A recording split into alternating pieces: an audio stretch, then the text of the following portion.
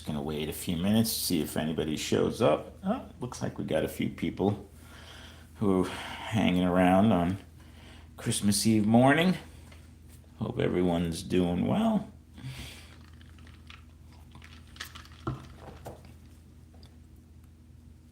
Hey, Carl.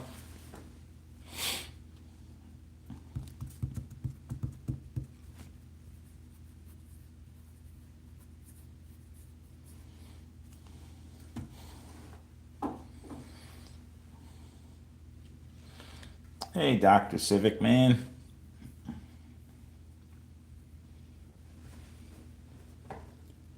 Hey, Frank.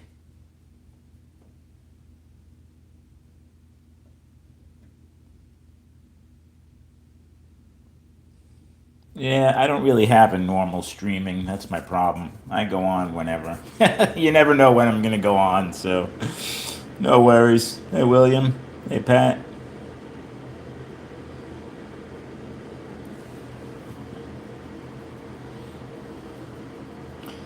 So, I was going to look at some of my cars. I figured, let me go on. Maybe people will want to watch and have some ideas. But I raced yesterday down in Pompano, my buddy Brian's track. It was just four of us. It was the usual crew. My buddy Vinny, Steve, who races with me a lot, myself, and obviously Brian. And we raced. We did a bunch of IROC pancake motor races, and we all race with my club. So we decided to run our box stock and spec racer cars. Actually, Steve's box stock car was running horrible, so I lent him my one of my box stocks. We run Super 7s in a specific configuration to be box stock legal. So it has the non-CNC front end. It has a non-balanced stock armature, level 6 magnets, everything stock except the rear. The rear hubs and tires, you could put what you want on the car. So Steve ran this car, I ran this car, and they ran well. Though Brian won the race, Steve beat me by a lap, if I remember correctly. I think Brian edged us out by 2 or 3 laps, but I was just curious to see how these cars looked post race, how they held up. Both of these were over 4 on my dyno. I ran this car in Spec Racer to a second place finish behind Brian and Steve. I edged Steve out by 2 laps in Spec Racer. This car slowed down a little bit towards the end. This was running like a 4.6. This was really fast on my dyno. I had just built this car. This is pretty much new. I have 2 other Spec Racer club cars that both run really well. I usually race this car. I had 2 victories with this car with my group. And this car I ran to a second place finish in Bowling Green last weekend. So, but I chose to run this new car because I thought it was actually a little bit better than these 2. But these 2 cars are pretty fast. This car consistently runs fast. This one too. This one's even faster. This car was even faster, but I noticed it has slowed down. It's like a 3.8, 3.9 now. And you can hear it just doesn't sound as fast. So I want to investigate that, take it apart, see what's going on with that. Let's see what these cars are doing post-race. So I haven't touched these cars since we raced them yesterday.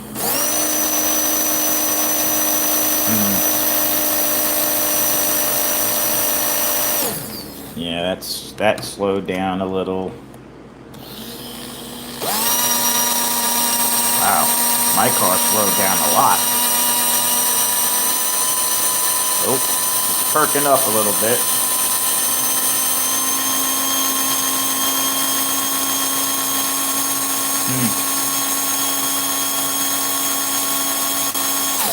Well, mine's almost is hitting 4, but it sounds a little wonky. So,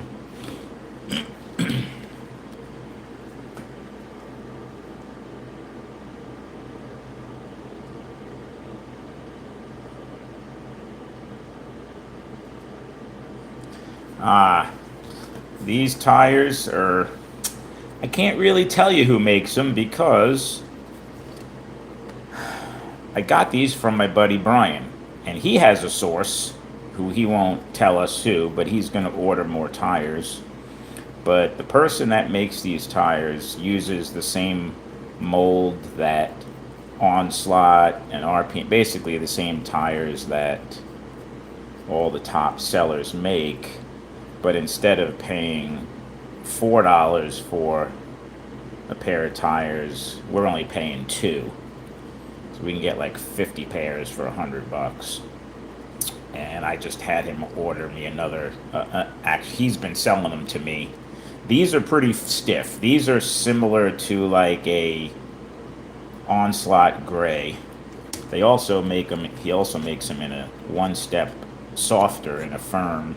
These are like equivalent to an albino white tire, but they don't chip as badly as the Viper albino tires. So I'm sorry I can't really tell you where or who makes them. It's kind of like an inside thing, you know. I get them from somebody who knows somebody. But these are similar. You can go out to like Lucky Bob's and order like Onslaught tires.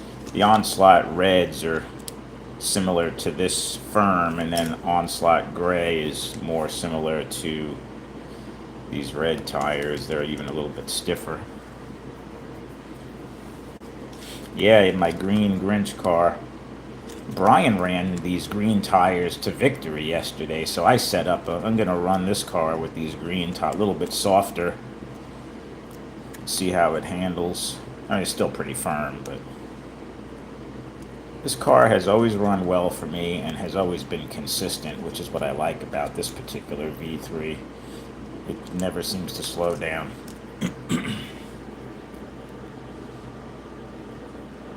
Hey, Jeff.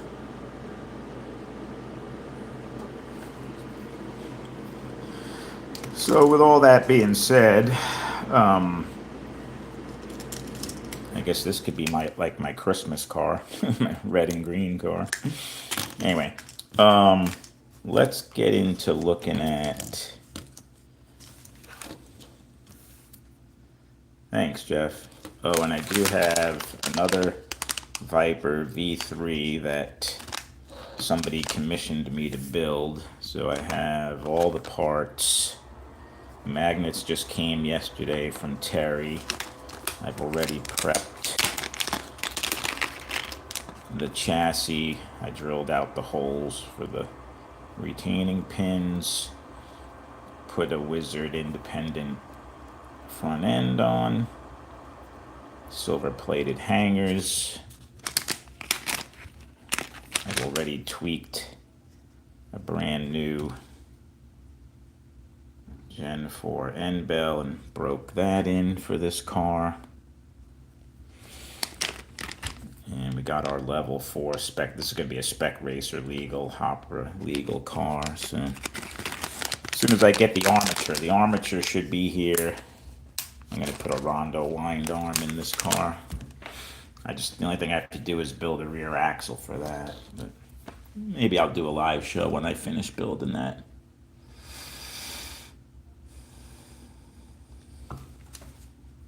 Yeah, I have some show cars that I don't run that are older, or my AFX cars. Oh man, I chewed up this tire.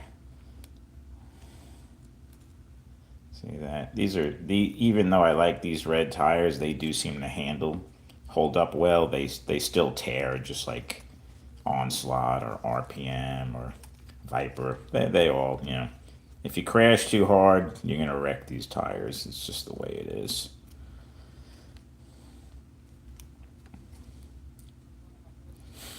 I have to blame my buddy Vinny. He lost it. His car went flying off the track, and we literally could not find it for like 5 minutes. So I was having a really good run on the yellow lane, which is a tougher lane. And after I got back on, I didn't race the second half of that yellow heat as well as I was doing in the first half.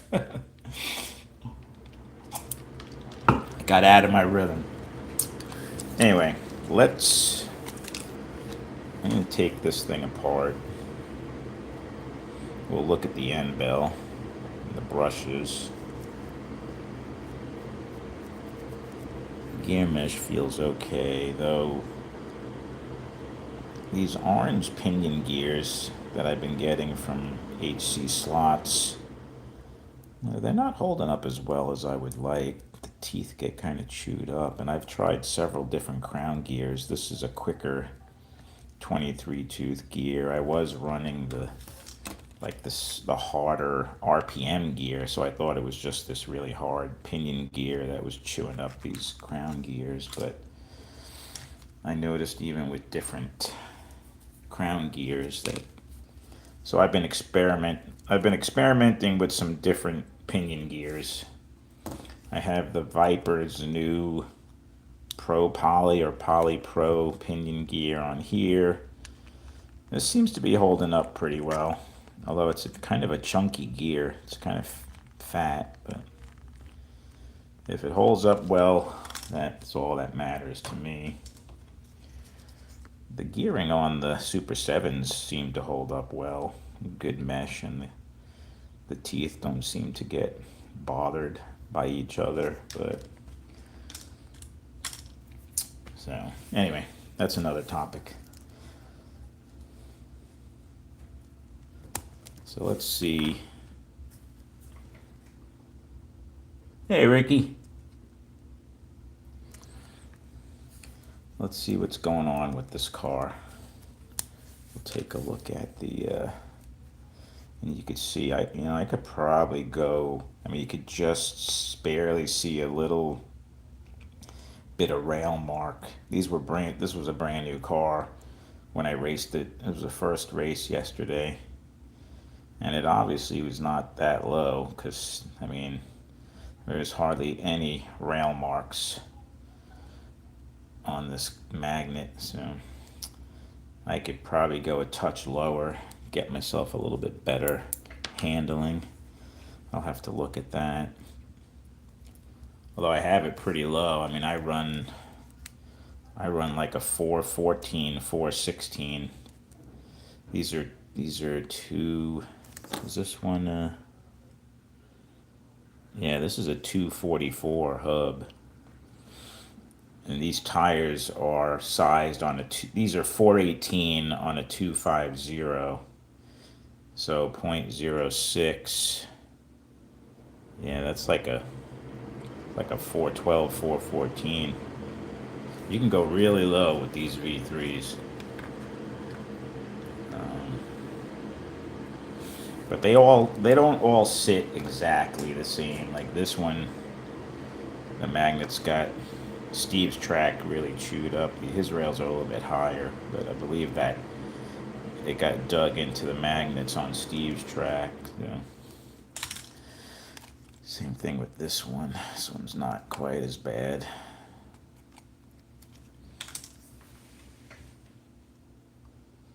Hey, James.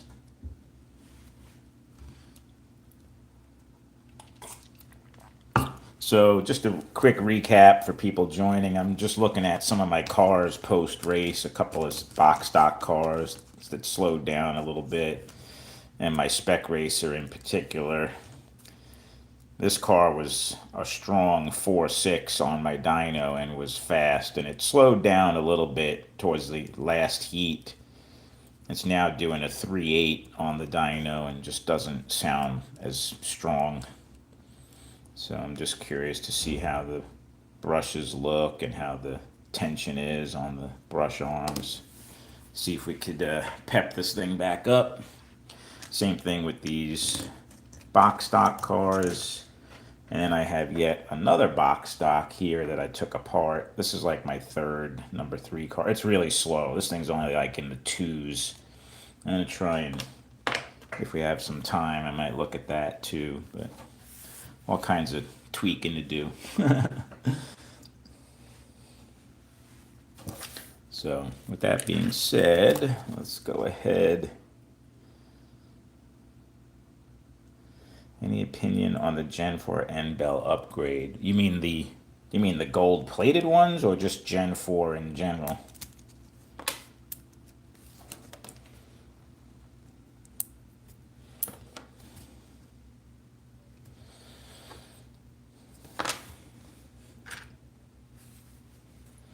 I mean, I like the Gen 4 N-Bell over the Gen 3 tweaked version. You mean just like they're tweaked?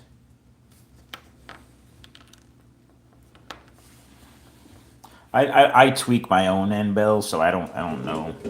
I mean, if you don't know how to tweak an N-Bell, it's good to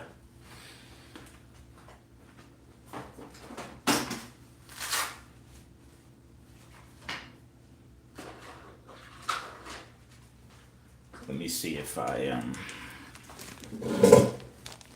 mean, I've kind of showed this before, but if you just buy an N-Bell from Viper and put it in your car not tweaked, that's what it looks like. The brushes just sit right on top of each other. There's no arc in the brushes. So this is going to take a while to break in on a car. And you're not going to have the immediate gains of tweaking an N-Bell to be able to put in your car. So when you tweak an N-Bell, you want to tweak for brush tension. So you can see how the one arm, this doesn't really go down as far as I'd like. I usually set mine so the bottom of this top brush, when I pull this arm down, you see how you could see the opening of the bushing? I tweak mine so that that end of that brush goes down and covers the opening. I have it so it goes just to the bottom of the hole in the bushing. I want to see that top arm go down more. And this same thing, this one has a little more tension, or it's just set higher. And you also want to see, when you look through this side, you want to see the brush arms meet in the center of the opening. And then you could use the radius break-in tools that Viper sells or HC Slot sells and run them through to put the arc in. I mean, if you guys are interested, I could tweak this N-Bell and show you what I'm talking about. But I know I've done that before, so I don't want to bore you guys if you.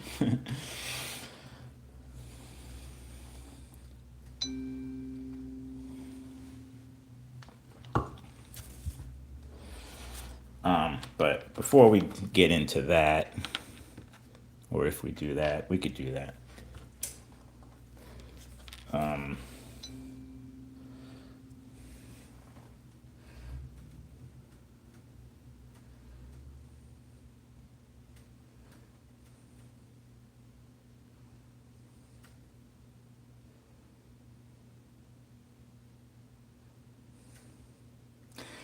Yeah, I don't like to run my cars that low. Like I don't know that I want a groove in my magnet. I mean, some guys do. They like to be kind of slammed to the rails. I kind of like mine to just be kind of kissing the rails, so to speak. But it also depends how low you have the car. Yeah. But I don't know. Everybody's different. I do feel like this car that I just took apart, based on how the magnet, there was like really no wear, no track marks. This car could definitely go a little lower, at least for the setup on Brian's track. And every track's different, so that's kind of the fun and the challenge of club racing when you go to different tracks, is to try and try and get your car ready for that track you're racing on. Get the height right, and spend your time that you have before the actual races to kind of tweak your car and you know get it as best you can for that particular track. My rails are much lower than Steve's and Brian's rails, so when they come race on my track, they're going to want to set their cars up a little bit lower. I think Steve's rails are on the higher end of all the tracks I race on, so I'd be curious to see if I ran this car as it is on Steve's, if I see a little bit more of a mark on these traction magnets, but I'll check that out the next time I race at Steve's. I believe I ran this car, no, this one. And these magnets, yeah, they definitely have some grooves in them.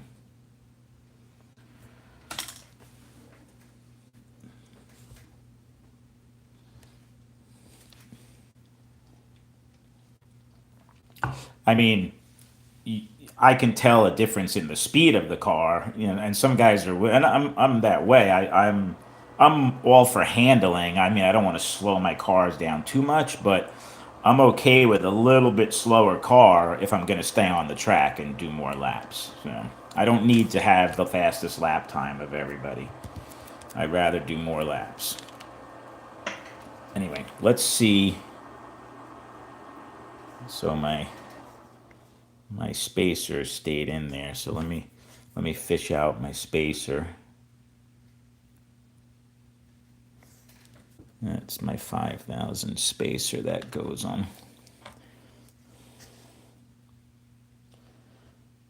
Pretty good mark on the com from the brushes. Could also tell sometimes when a brush is not broken in, you'll see like two black marks with a gold space, like a copper space in between. That's showing that your brushes are not fully broken in yet. They're broken in more on the sides, or the sides are not as broken in as the center. You want to see a solid black line like this. So this end bell, these brushes are fairly well broken in. You could look at it. I could even see under the light. So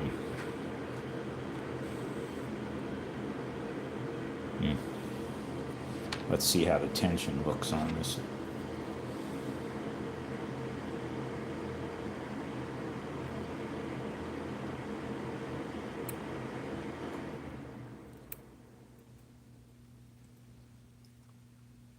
It's not bad. It's still pretty good.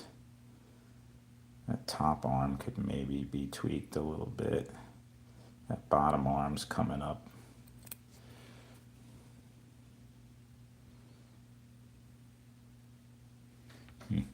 Yeah, doesn't look horrible. Hey, Snuggy. Hey, Donnie. The green tires are a custom tire I got from my buddy Brian. I was saying earlier, unfortunately, I can't give you guys any information on where to get these tires. It's kind of like an inside thing. Brian has a source to get these tires at a very good price in different compounds. So I get both these red and green tires from Brian at like half the cost of buying like an Onslaught or a Viper tire. Instead of paying $4 a pair, I'm paying two. So I just got another 5 pairs from him yesterday of these red tires and a couple of more of the green. Hey, Gary. Hey, I appreciate that. So, you know what? Just for the fun of it, since I have this untweaked end bell, I'm going to tweak this end bell, break it in real quick. We'll put it in this car, and we'll see if it gets this car back up on the dyno. I'm not seeing anything horribly wrong with this, other than I would probably tweak a little more tension. But it'd be, if it does bring the car back to life, then we know it's kind of a brush end bill that's a little out of sync. I'll one more time. I'll do a quick recap. So I raced yesterday. I lent Steve this box stock, and I raced this one. And Steve and I finished a lap apart. He came in second, one lap ahead of me. I came in third. Brian came in, took the win in box stock.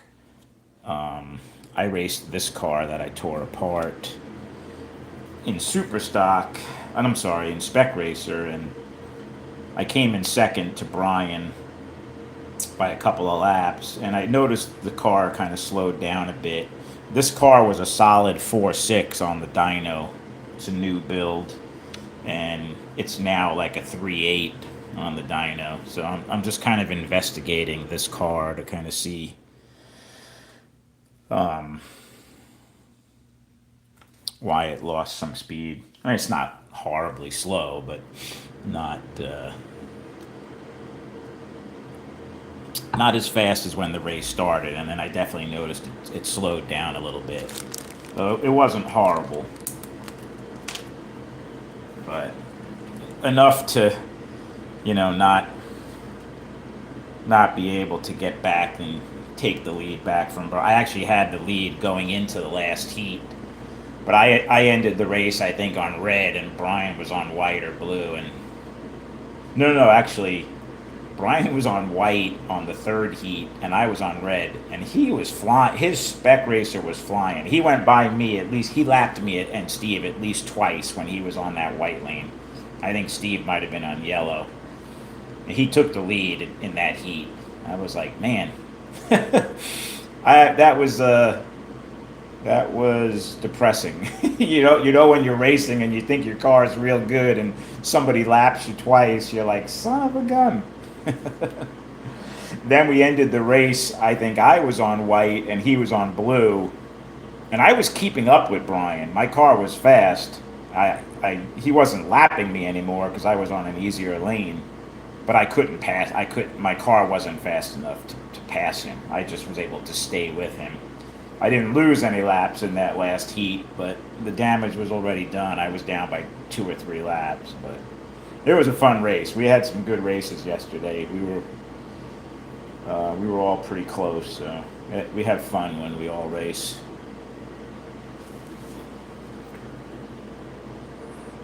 Hey, Joe. Hope you're doing well, buddy. See you, Frank. Have a Merry Christmas. So let's. I think what I'm gonna do, just for the heck of it, well, you know what? Before we put this new end bell in, let me try and tweak this current end bell, because this thing's really not. Still got plenty of life on the brushes. Give it a little tweak and see if, and I'll clean the comm.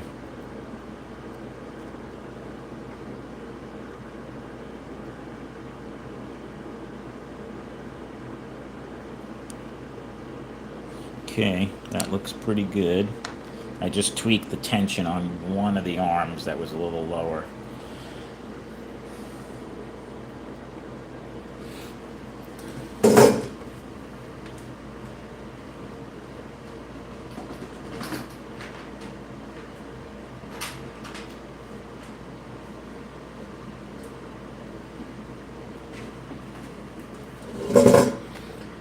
I'm going to use my little fiberglass brush here to clean the comm, but I'm going to do that over the garbage pail because I don't like all the little fibers that come off. So just bear with me for a second while I give this a quick cleaning over the garbage.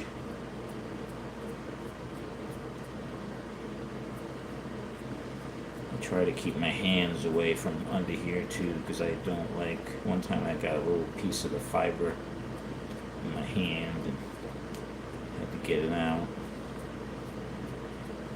Nobody likes splinters. All right, there we go.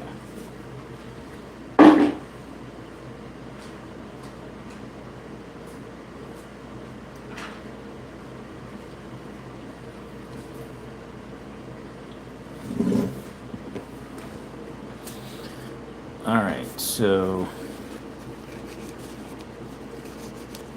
this comm's looking nice and clean.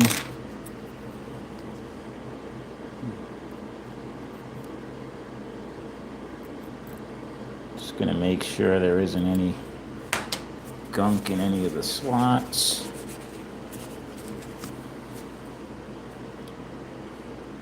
Put my 5 thousandths metal spacer on top of my Teflon 10 thousandths. I use about 15 thousandths space.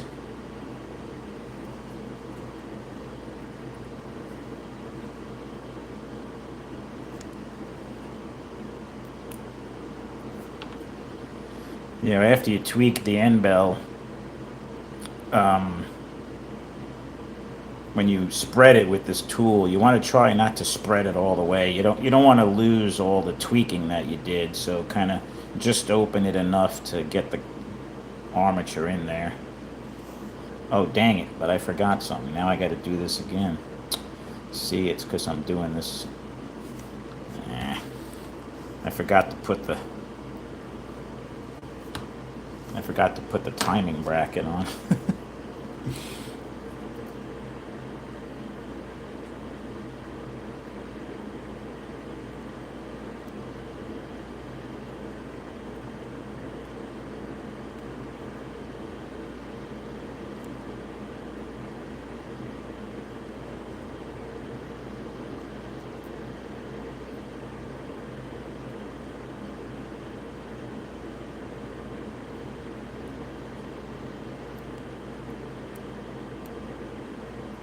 Alright, retweak that yet again. Let's put our bracket on. I like to put the bracket on the armature. Some guys like to put it on the end bell, but I put the timing bracket on the armature personally. And then I get my end bell spread out and I take it and do it like that. That's just me. There's no right or wrong way. Do it whatever you like.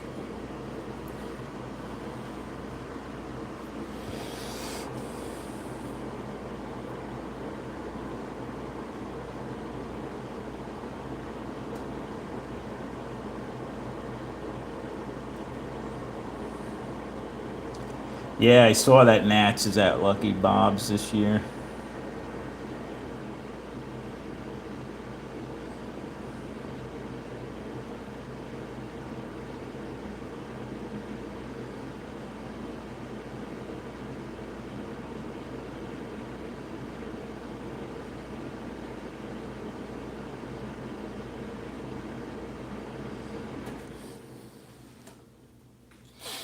Oh, are you guys talking about using a cleaner on the brushes and comb?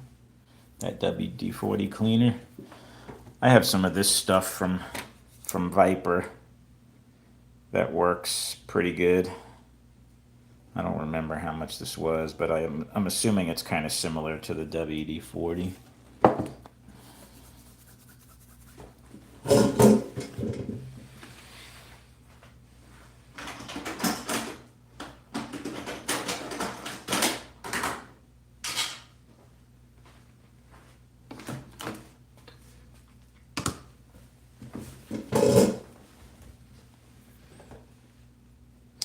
All right, so I'm going to, on my downforce meter here, I like to check my magnets and just, so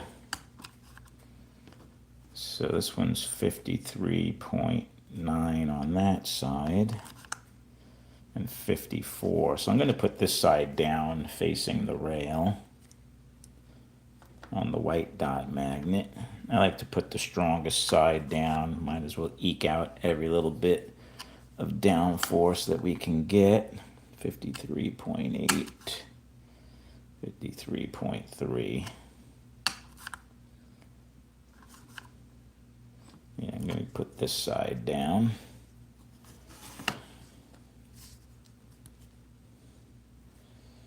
There's our motor assembly. Ready to go back in.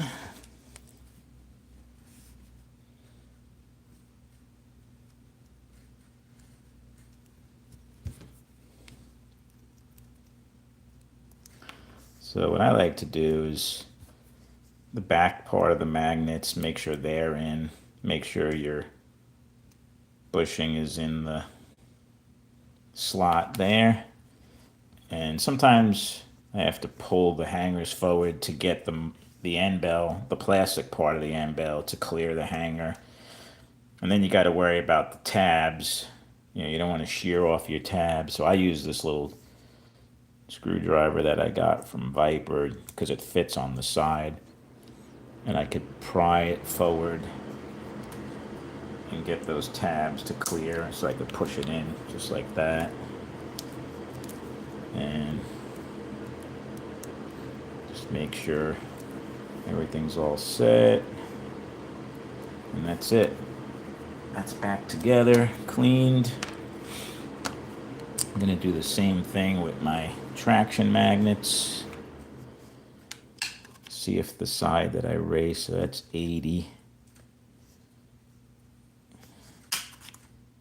79, pretty close. So I'm gonna put that side down. And this side, 79. 80.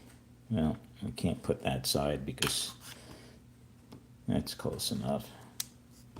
That's the way I had them in. I could see the slight marks on the magnets. Put your clip back on. I usually put one side on, and then you want to kind of just roll your thumb over, and it gets that clip to seat. You don't want to break off that little tab because, unfortunately, neither Viper nor Terry sell just the magnet clip yet. You have to buy a whole nother chassis if you break your magnet clip. So don't break it.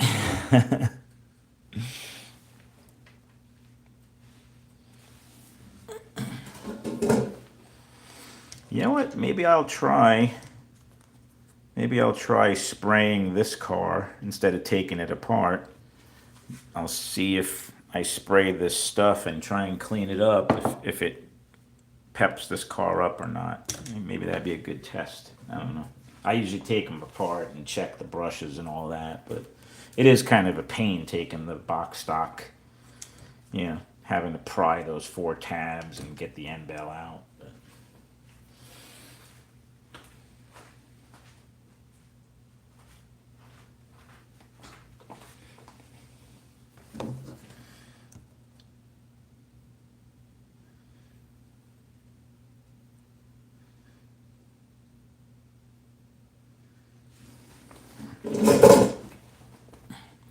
Yeah, I'm gonna have to pick up some of that WD contact cleaner. I know it's been around for a while. I'm just gonna give this car a little bit of oil since all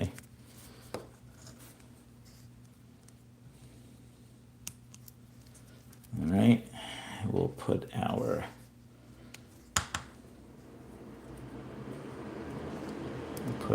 rear axle back in. Car is back together.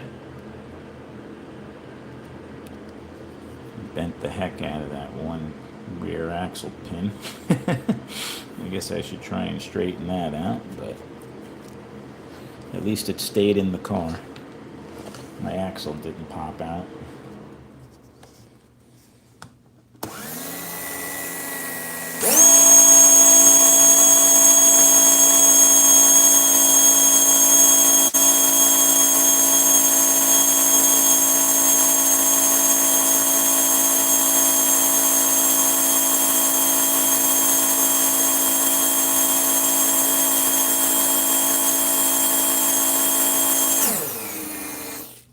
Well, it's a little better. It's not 3.8 anymore, but it's not 4.6 either like it was.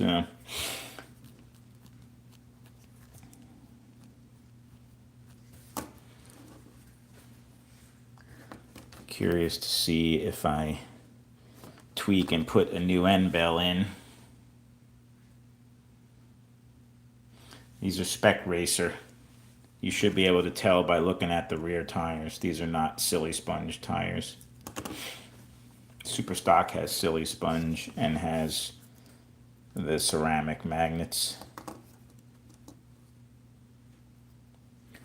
Hey Jim, happy holidays, buddy. Hope you have a good one.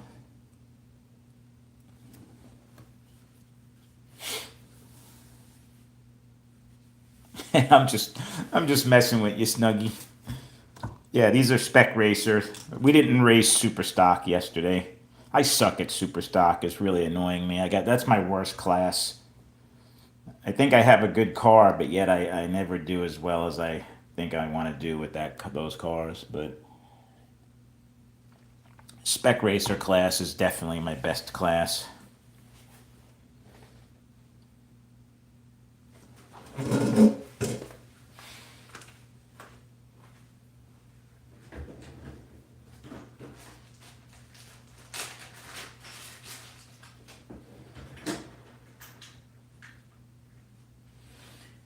I usually do pretty well in box stock too, but and IROC. Usually pretty competitive in all the races, but lately super stock, I don't know. I haven't been doing well. But we'll get there. All right, so I'm gonna tweak this end bell real quick with my J product tool.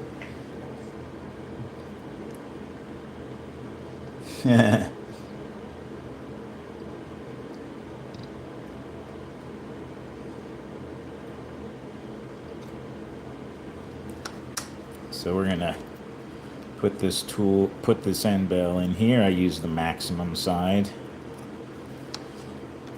and this has been tweaked where he only has a pin in the one side, so it doesn't tweak both sides at the same time. You have to tweak one, turn the end bell around. Second beer. What time is it there? Oh, it's only 11, quarter after 11 here. No alcohol for me yet. So I'm going to tweak this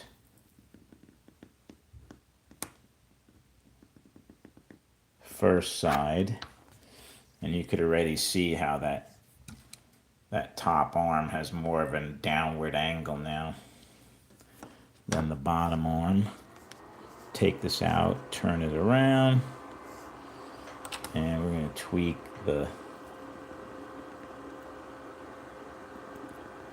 other arm. Yeah, so that looks good. We've got about 50-50 coverage on the brushes, so they're a little bit more advanced timed. And we got a little more of an angle to the brush arm, which usually gives a lot more. Yeah, look at that. Look at the tension that puts in. It's perfect.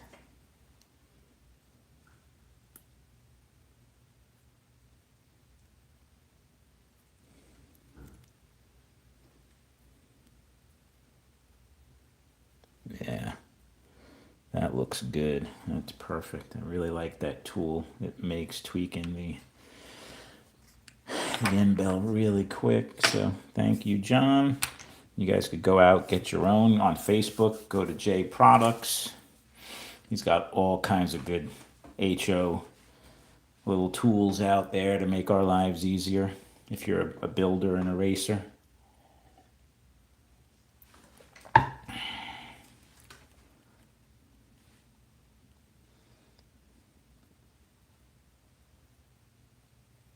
Hey, Donnie. You know, Donnie, yes. I mean, I built myself one gravity car with brass weights, but my buddy Brian has several IROC sets. And we had fun, turn the track voltage down a bit to like 12 volts or so. And those cars are fun. He had Vipers with brass weights, and I enjoyed it. I did pretty well with them, and I thought it was fun. It was a close race. They handled pretty well, considering they don't have any magnets really. But obviously, turning the track voltage down really helped. So yeah, I think they're fun.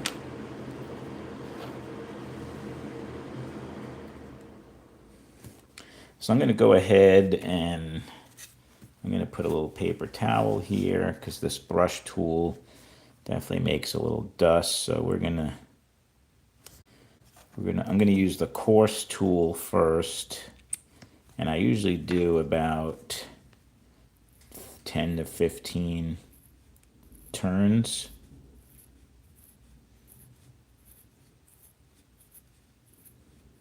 Trying to keep level pressure.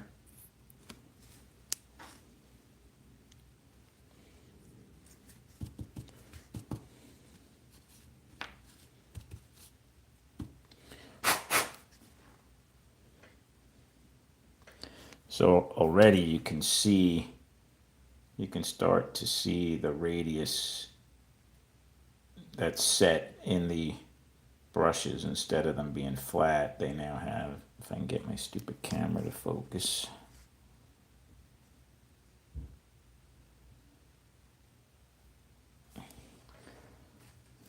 And now I'm gonna take a look at this under the light real quick. Yes, that's about a little over 50% broken in. And you can see all the brush material on the tool. So I'm going to go ahead and use I think I'm going to buy the fine tool from Terry as well, because it's easier to hold. The one I initially bought from, I think, Scale Engineering, this one you could actually put in your car. You could put a bushing and a pinion gear, and you could put it in the car, and it like gives you like true line of sight of the breaking the brushes in as if an armature was in the car. So, but this is a little bit harder to use by hand. It's a much smaller handle because it's actually the size of an armature. But I'm just going to run this through a little bit with the more finer grit. So this is what I do when I tweak my end bells. I use that J product tool. Then I check the tension, and if I need to, I tweak the tension on the arms a little bit. Then I run the coarse tool and then this fine tool.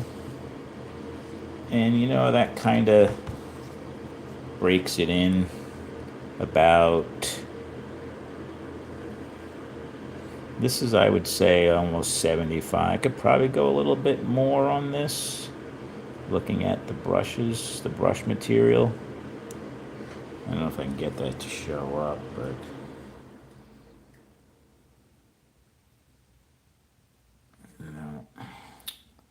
so annoying. You can kind of, I wish I could get this to focus. But you can see when you look under the light that the brush's material, where it's broken in and where it's not. You could kind of see high points still in the brush. So you could either break it in the car. I usually, after I'm done with all this, I'll put it in the car and let it run for like 30 minutes at 5 volts without an axle, just to break in even more.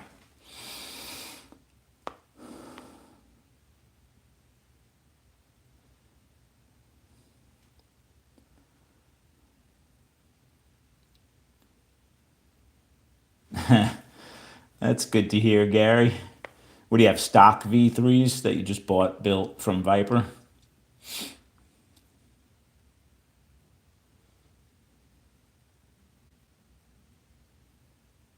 The weighted ones we raced were V1s, not V3s. I'm sure the V3s would be cool, but I've never tried the V3 weights.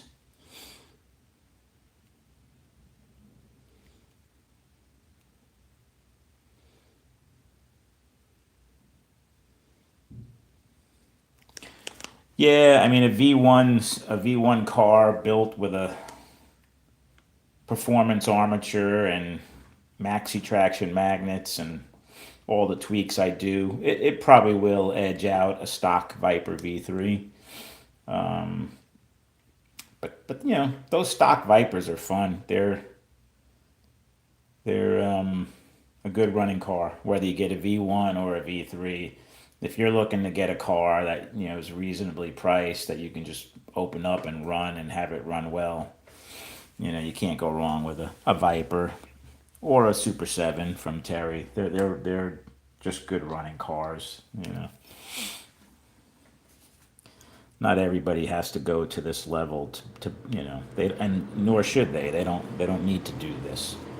You just want to put a car on the track, have it run good, and have fun. You know, I like doing that sometimes too when I'm not racing. I like taking out my Magna Traction cars and chilling out and running some casual laps like I'm going for a Sunday drive. No pressure or stress. In a car that I could actually see going around. I mean, I love my fast cars, don't get me wrong, but they're so fast and hard to see.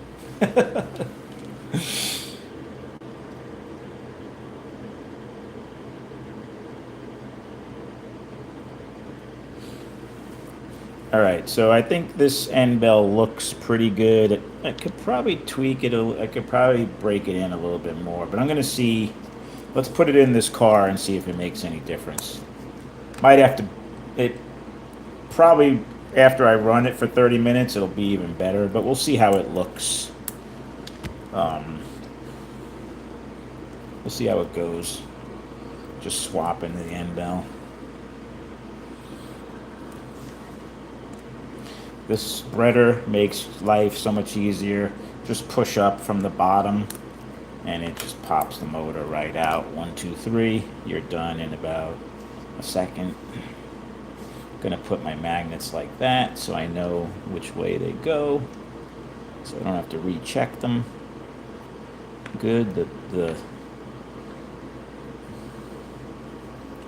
spacer stayed on this time. We'll take our newly freshly tweaked end bell, slap this baby in here real quick, put our magnets back, pop this in the car.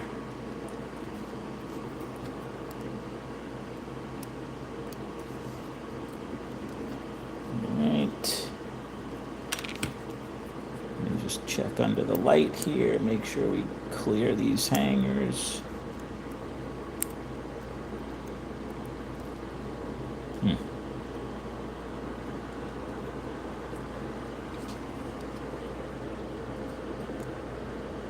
Sometimes these new tabs are really sticking out pretty far, so you got to be careful.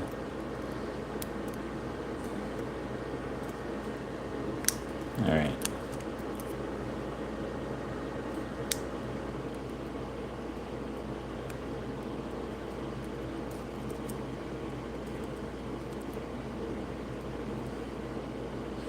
Yeah, those were sticking out pretty far, but everything's in.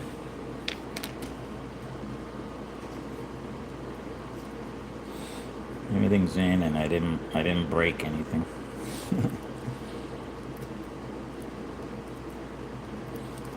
Although I don't know, I might take this apart and reassemble it. It was a little stubborn. So sometimes it's just not seated right. You might have to redo it if we get a not good number here. You can kind of feel when you pop it in that everything's smooth and lined up. That it just didn't feel like it that time, but we'll see.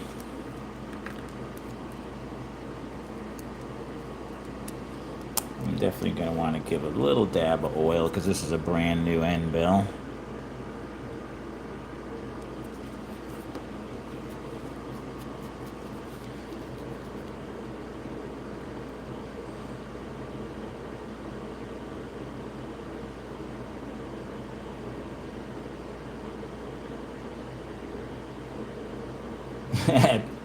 Well, I appreciate that. Uh-oh. Did I lose connection? Oh, there we go. Thanks, Gary. A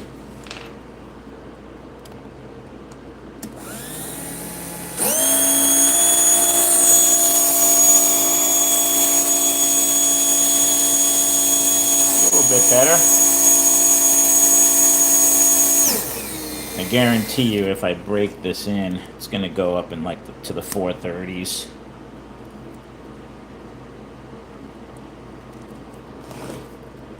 I'm gonna set this on the break-in voltage, and I'm gonna work on. It sounded faster too. Just had that fast dental drill sound.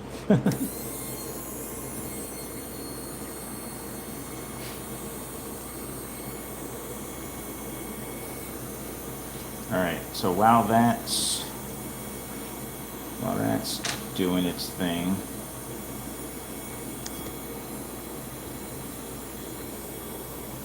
Hey, Mayor. Hope you're doing well, buddy. How's the snow treating you guys up north?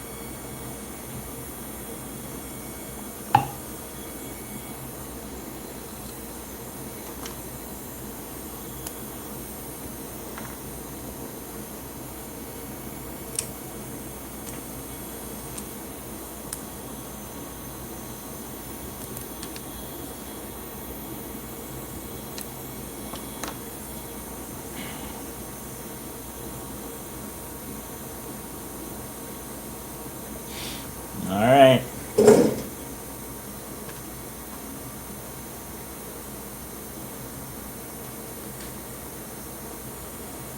So since I'm a glutton for punishment, I'm just going to tear this Super 7 down and open up the motor.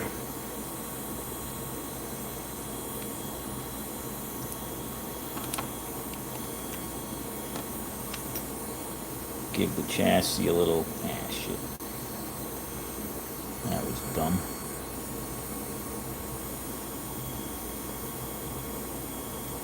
Let's just clean this chassis up a little bit since we got it all apart.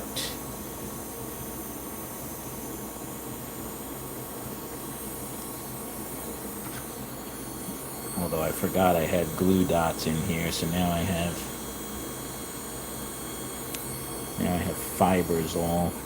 I have Q-tip fibers all stuck in there. Alright, that's better.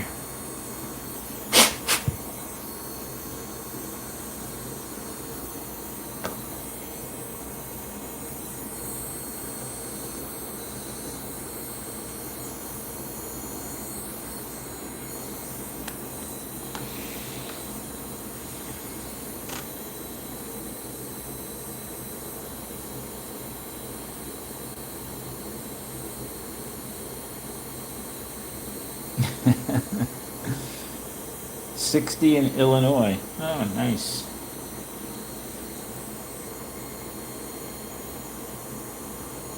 I know we were in the 60s this morning, but I think we're going up into the mid 70s today. Not that I'm trying to rub it in or anything.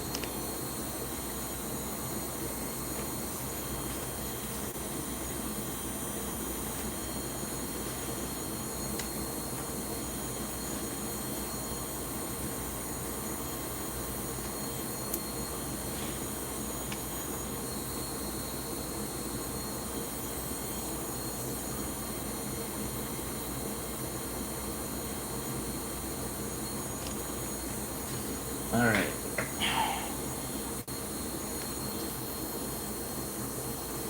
Yeah, there's a lot of oil on that.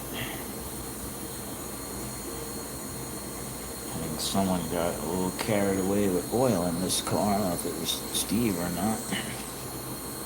Steve likes to use these like calm drops. I think he put some on this car.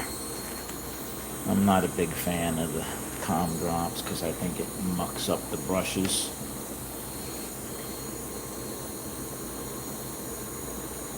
Minus 15. That sounds horrible.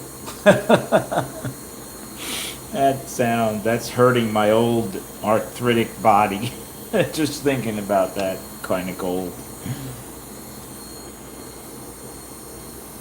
I'm gonna I'm gonna pry open. I use my little cutters just to kind of get a good grip.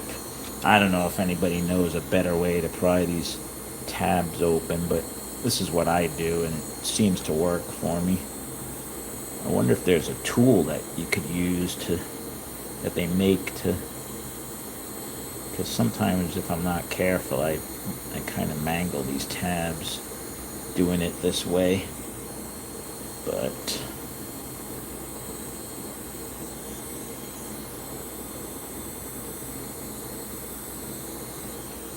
Steve was happy. He really liked how this car ran, so, although it definitely slowed down a little bit. All right, where the heck did my oh, here it is, my M-Bell tool.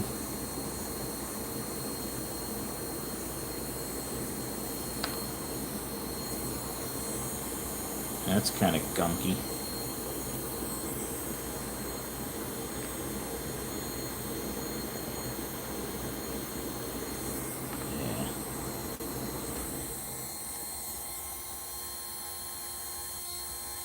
Yeah, so the tension on, especially on this top arm, I don't know if I can get this stupid thing to focus, but it's like, you see that's barely, there's like no tension really on that top arm. The bottom arm is a little better, but, so I'm going to retweak this, I'm going to clean it.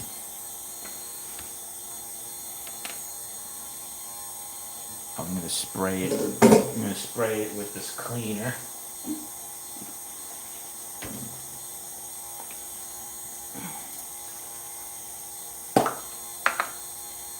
Sorry, I gotta do this over my bucket here, so you're not gonna see me spray this silly little thing.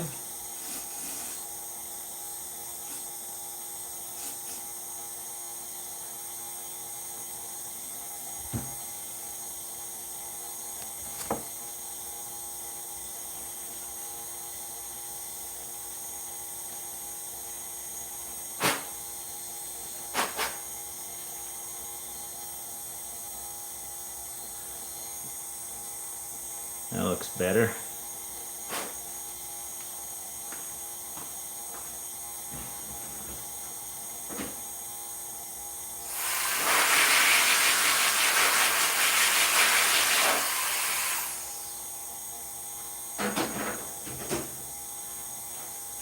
Give me 1 second. I got that crap all over my hand. I want to just go rinse it off.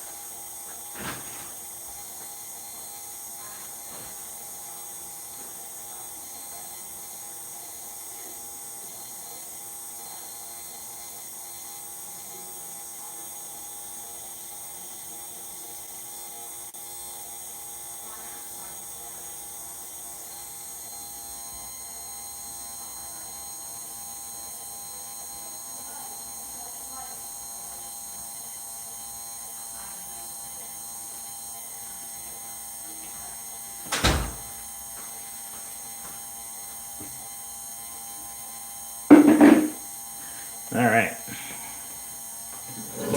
we're back. So this looks a lot cleaner. Let me kind of give this a little tweak on the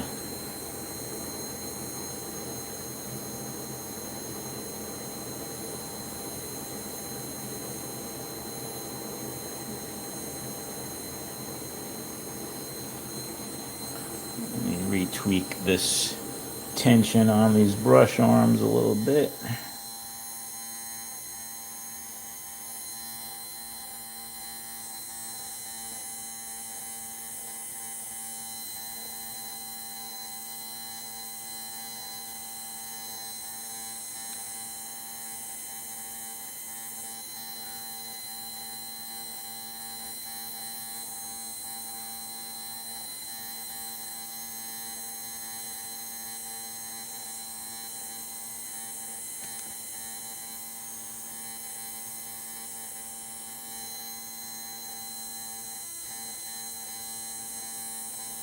The annoying thing is when you tweak one side, it kind of untweaks the other side, so it's a back and forth until you.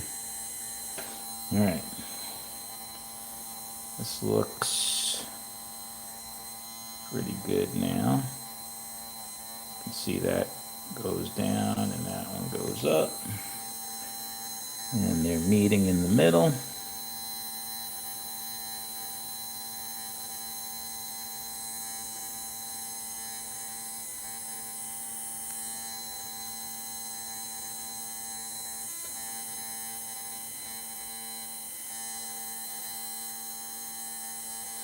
All right.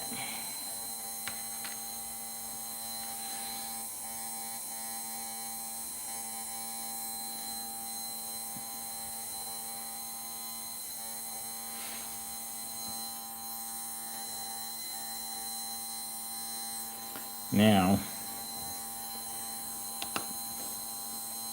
I usually put the red dot that's on here on the side that the white magnet is. I don't know. I don't think it really matters. I'm gonna clean this comm as well because it's looking kind of gunked up.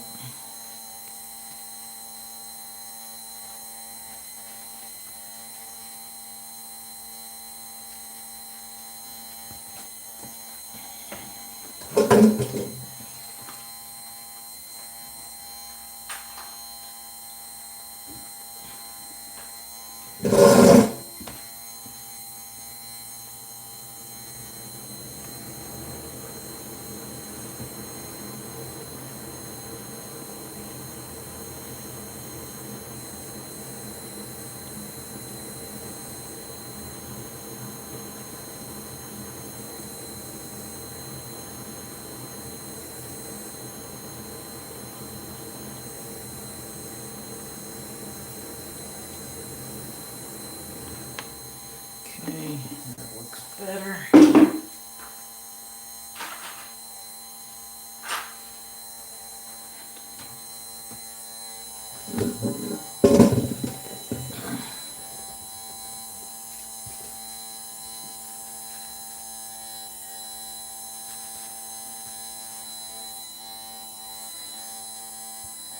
Okay, our comm is clean.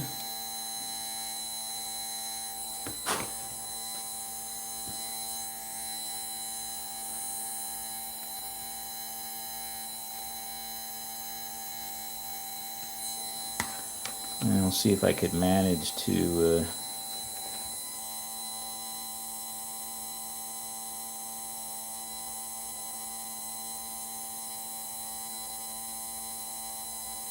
comm drills.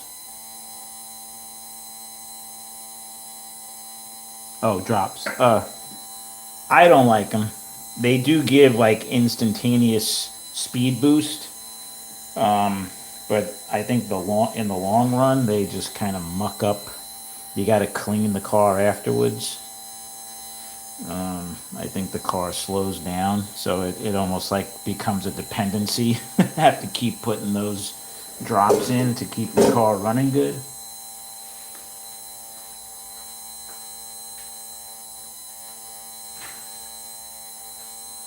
I think if your end bell's tweaked right, you shouldn't really need them. But if your car is slowing down and you're in the middle of a race and you want to try and get a little bit of a boost during the race, some guys use them. They're not really used a lot in my club, but Steve's kind of taken to this particular one he found that he said is more of a lubricant than anything else. But I don't know, I thought this end bell looked kind of messy because of that, but I'm not an expert. Maybe the stuff is helpful.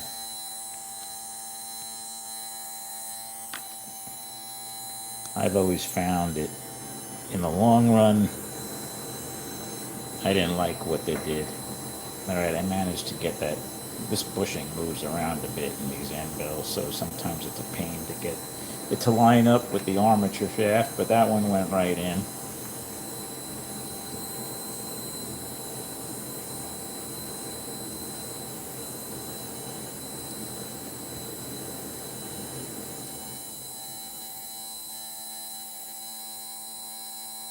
A quick lube or cleaning? What do you mean?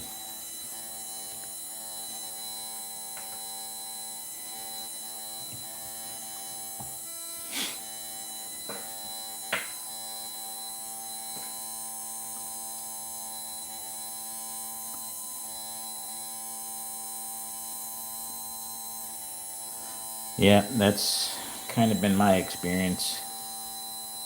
All right, I'm going to retighten these tabs on this motor assembly.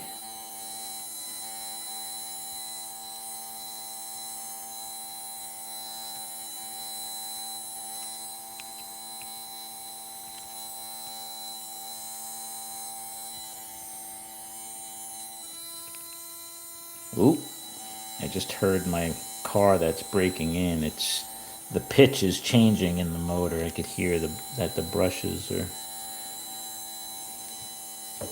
breaking in more.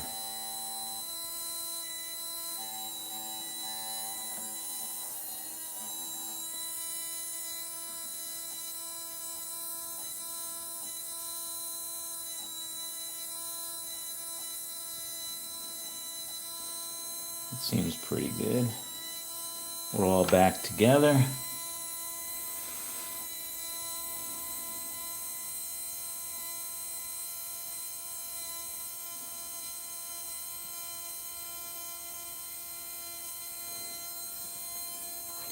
All right, let's pop this thing back in.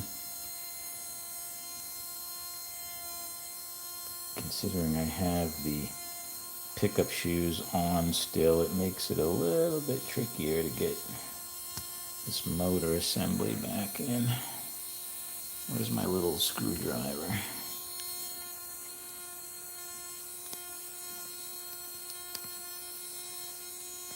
All right, so I just pried the hangers forward so I could push this motor back in without damaging the tabs. So that's done. Put our magnets back in. High downforce mode.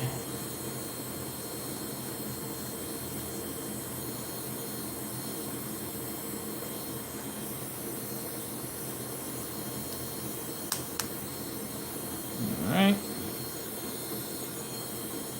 Put our... Alright. Let's see what this baby does on the dyno, if we made any improvements or not.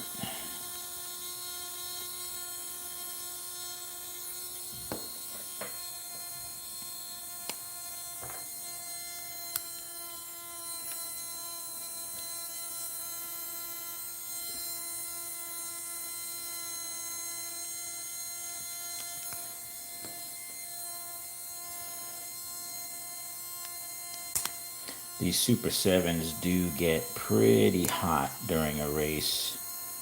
They get hot in general, but we have it pretty low in the back, so it makes the car even hotter.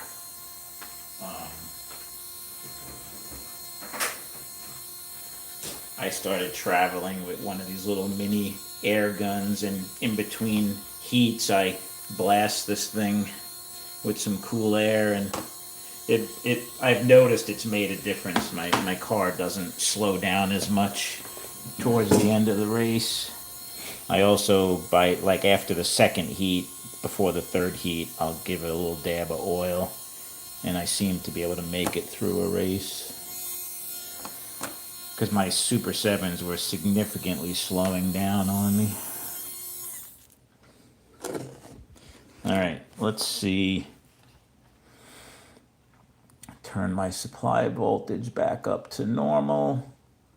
I run my dyno so it's like 18.5 volts at these tabs here. So about the same volts that I run my track at. So let's see.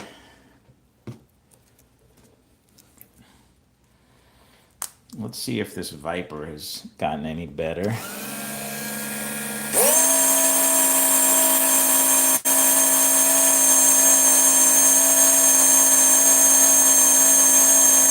Not really.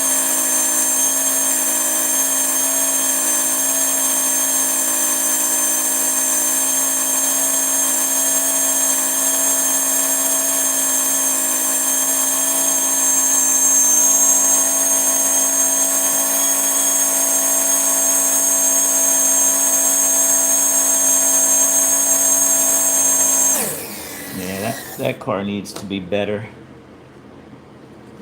That car needs to be more like this car.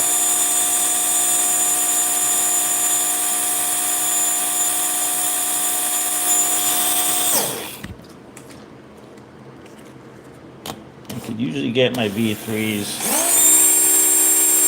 This car is fast. You can hear how fast this car is. I'm gonna have to rework the end bell on that other one because I'm still not happy with this car. Let's see how the yep,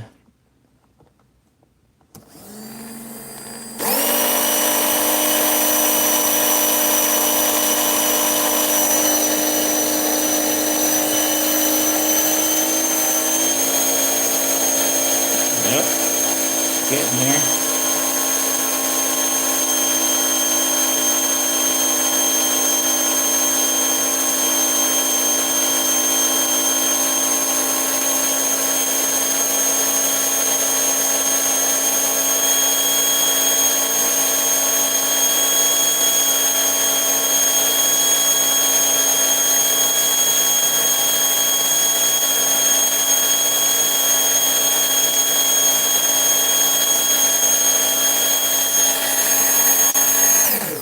$394. That's pretty good for a Super 7. Most of my Super 7s are in the high 3s or low 4s. That's a pretty good running car. So this car on the track should be pretty good again. My primary car, stock car, I probably should service this as well, but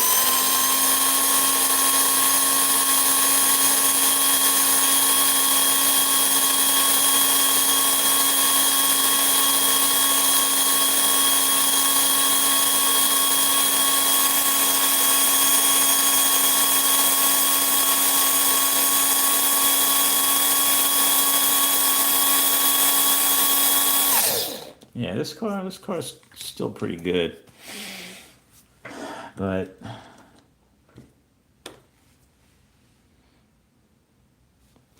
yeah, the magnets in these can motors definitely don't produce the power that you would get from like these Palmer magnets. I'm a little disappointed in how this car is running.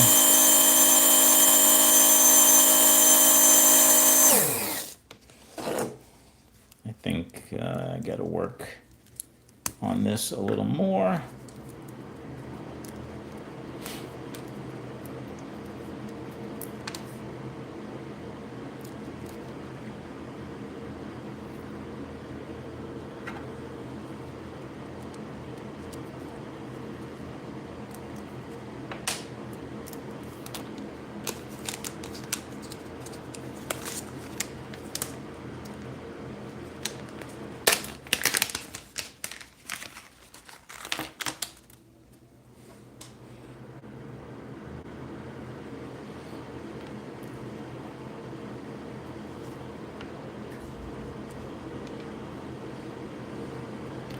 I'm going to put the original end bell back in.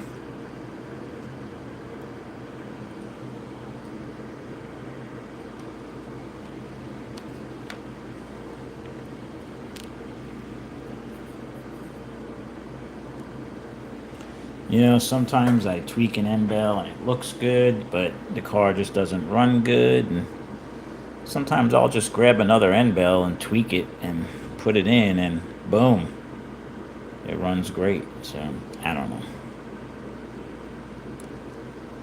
Unfortunately for me, it's just keep trying until you get it to where you like it. I like to have a good build on these YouTube videos and just have it look great from the start, but that doesn't always happen. Yeah, like I could spend hours on these cars sometimes.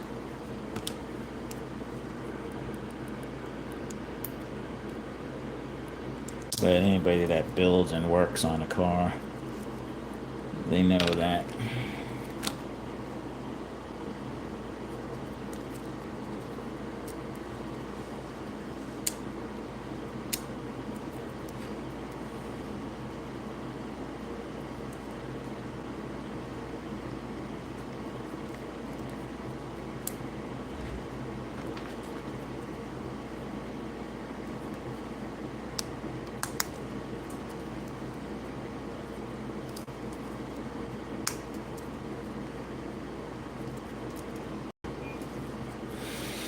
All right.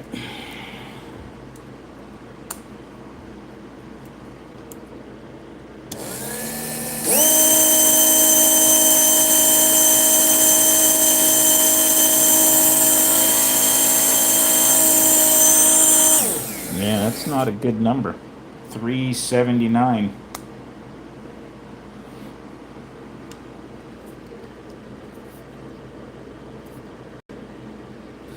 Thanks, Jim. If you're still there, have a good one, buddy.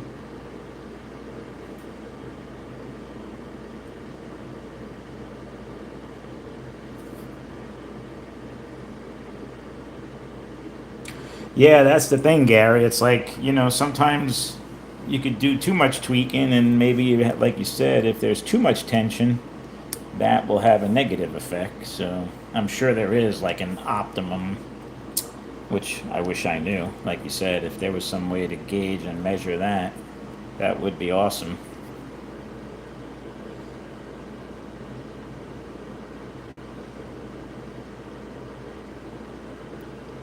I do have a box of used end bells.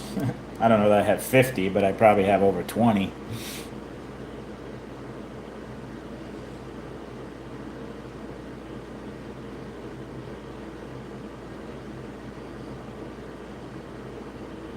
Exactly, Mike. I mean, this is fun to me. This is like my stress relief, and time flies by when I'm doing this. I'll be like, holy cow, I just spent 3 hours in the garage.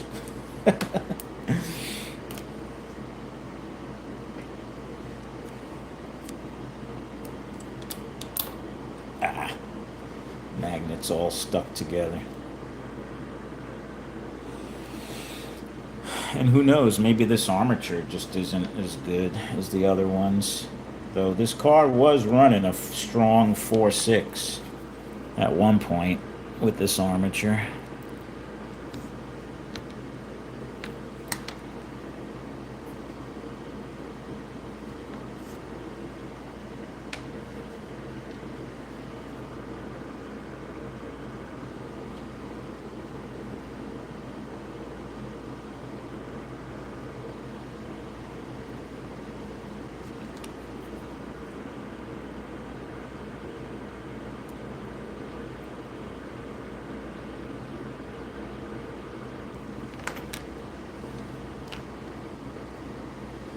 But I don't want to spend too much time trying to get this going on this feed here, but been on for almost an hour and a half already. Time flies when we're having fun, right? I do want to try and build this box stock with a different motor. I think I'm going to switch to that after I put this back together.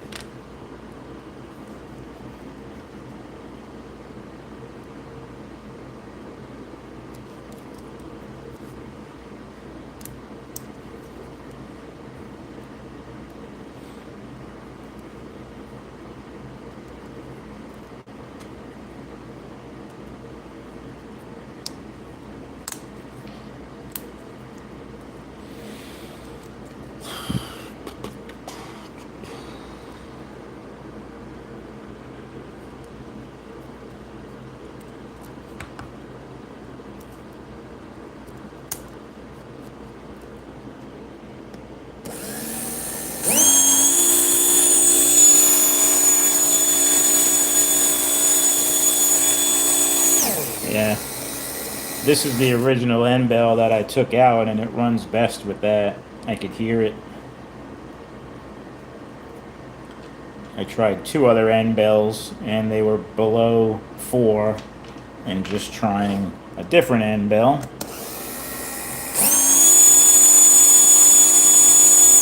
I could just hear how much faster the car is running. So it just goes to show you how critical it is with tweaking and messing with the end bell until you get the number you want. You know, I have a number in my head. Now the numbers don't mean everything. Believe me, I have cars that are 4.6 on the dyno and ones that are 4.1, 4.2. And when I get to the track, the 4.1, 4.2 actually gives me better lap times. So the dyno numbers are not everything. I mean, it's good to see a good number on the dyno, but I don't get carried away with, oh my God, the car's not 4 or 5, it's going to be horrible. You know, that's not the case. So, as long as I hit at least 4 or above, I'm usually pretty comfortable with that. I know that's going to be a fast car on the track. So.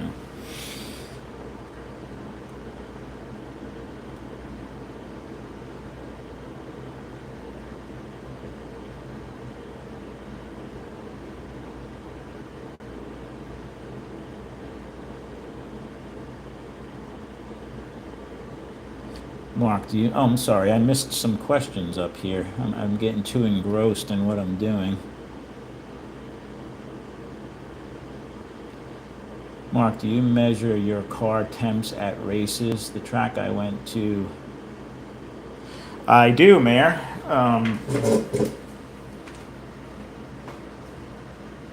I have my little temperature check gun that I take with me, and I know I don't usually have to worry about the temperature too much. I have certain cars that I know run a little hot, so maybe I have to worry about it. But when I'm building my cars, a new build, I'll make sure it's not getting hot.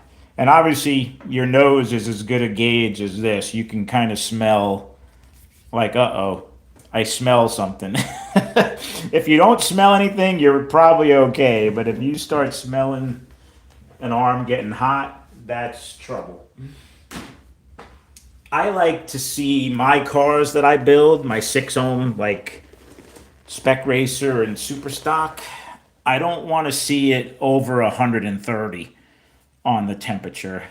And it usually is the hottest, right at the where the brushes are on the end bell. The arm itself is usually a little cooler temperature than this. Like if I'm 130 here, I'm probably like 107, 105 on the arm. And even if I get up in the 140s, I'm okay with that. When I start getting up to 150 or above, that's when I start that's when I'm not happy and the car is a little too hot for me. So that's just kind of how I gauge it. Um, but I don't check I don't check after every single heat in a race. I don't use my temperature gun unless I feel like the car smells or feels. I mean, I actually really quick touch the arm too, just to kind of, obviously you don't want to burn yourself. You certainly can burn yourself.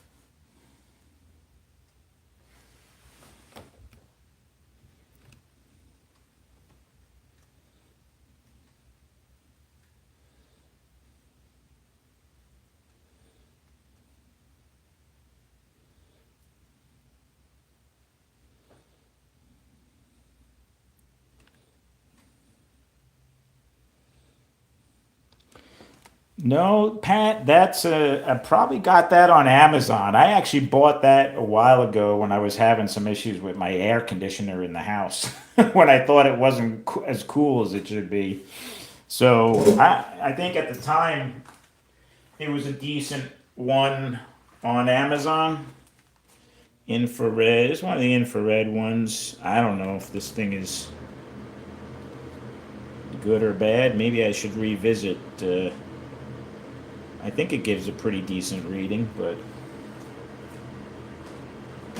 I've had that long before I seriously got into slot cars. So who knows? They're probably better ones.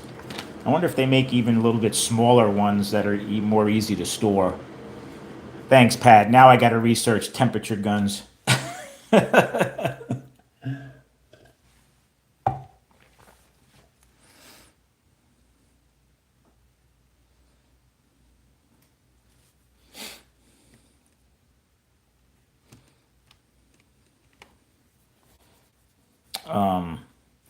So yeah, I think this car is, like a 4.2, 4.3 is pretty good. It'll probably get faster. Both of these cars were only in like the 4.3s when I built them, and just from running them now, when I check them, they're 4.5, 4.6. Cars get faster as they break in on their own.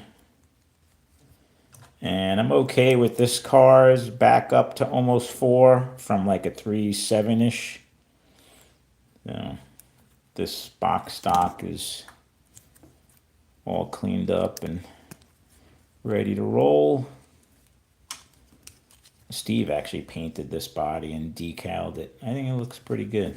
He gave it to me when I said I liked how it looked. It was nice of him.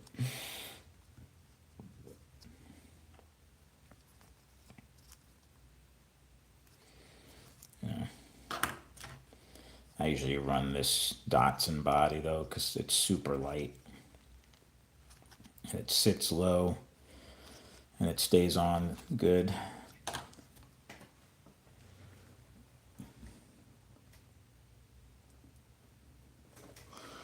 All right, so this car was a dog. I mean, this thing is only in the twos.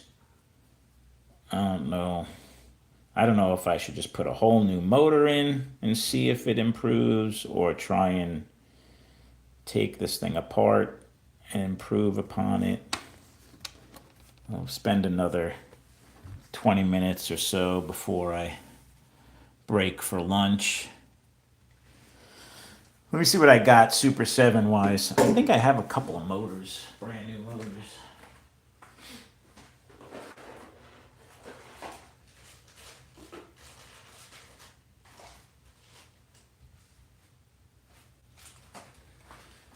Well, I have some brand new end bells, and I have motors that I stole end bells from that I never used.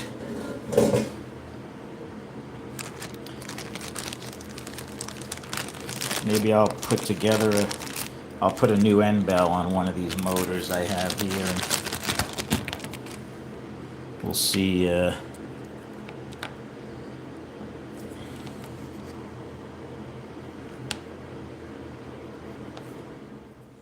Here's a good example of, if this thing will focus. You see how there's 2 black lines on that comb? So that's a clear indication that the brushes were not fully broken in. They were only touching on the outer edges of the brush. So you were definitely not getting the full conductivity through the brush. You want to just see a solid black line. Actually, this one's the same way, so clearly the brushes were not broken in on this.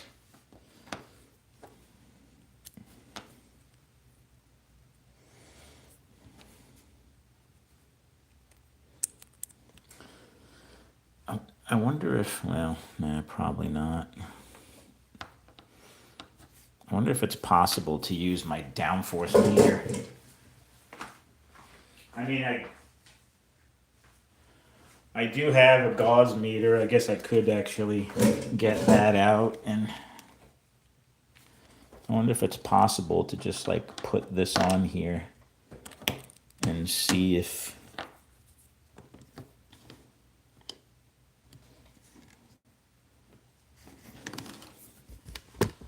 that's pretty low. 4.4.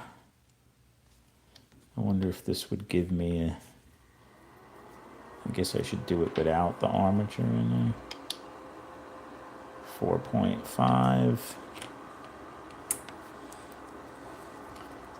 This could mean nothing. 4.4. Well, they're pretty consistent. 4.5. 4.4. Yeah, they're all around the 4.4, 4.5 range, which is a pretty low number.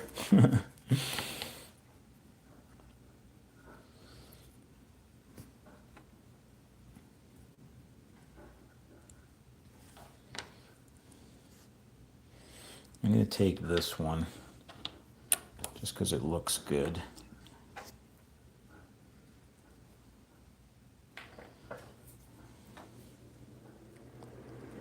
And I'm going to clean up this one.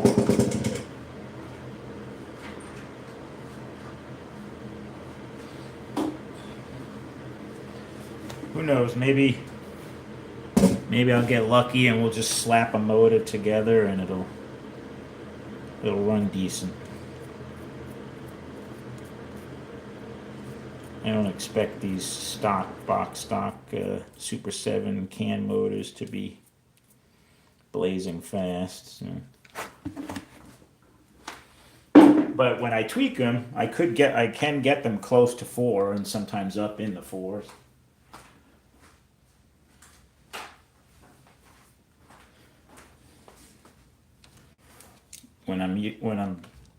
When I'm building a Super 7, if I hit like 3.8, 3.9, I'm usually happy with that number on the dyno.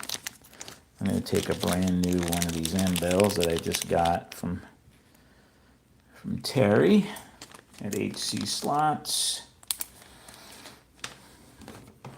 Thank goodness for Terry and all his parts. And he's in Florida, so I usually get all my stuff quick.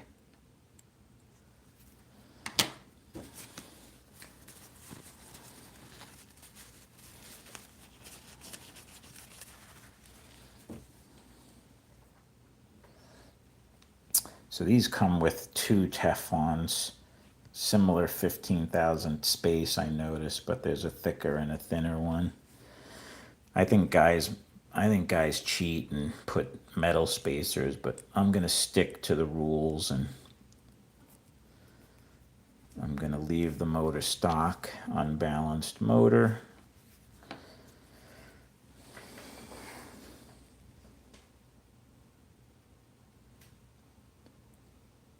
Hey, Mark. So, thanks. Was that to me, Snuggie, or the other Mark? Are you leaving? When you get these Zen bells, the tabs are not tweaked. Oh, the mayor.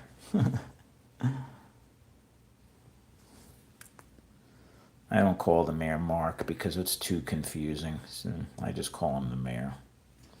The way I do these, some guys bend them and stick the tab down in that slot. But what I do is I bend them over like this. And then I take my pliers here and I bend this side back up just to kind of get that angle like that, and then I just bend it over so that it looks like that. So that's kind of how I do these.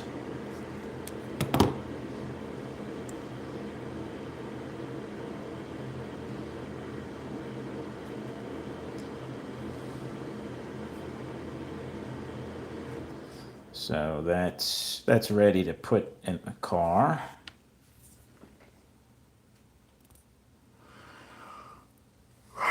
All right. Man, I'm tired. I raced from 11 to after 4 at Brian's, came home. Then my wife, my brother-in-law, my daughter, and we went and played pickleball. Thankfully, I managed to not hurt myself. We played till like 8 o'clock, 8:30 at night. So, I'm kind of tired. Getting old, man, there were some young whippersnappers at those courts, and man, those young guys were, damn, they were hitting that pickleball pretty hard. They were good. kind of get jealous of the whole, being young thing. But not jealous, but I just remember when I was younger and had more energy. But I'm doing okay for almost 60 in a few. I'll be 60 Saturday. Yeah, we like the mayor's new track, and we can't wait to. Hopefully, he doesn't take forever, like some people I know on their wiring to get the track running.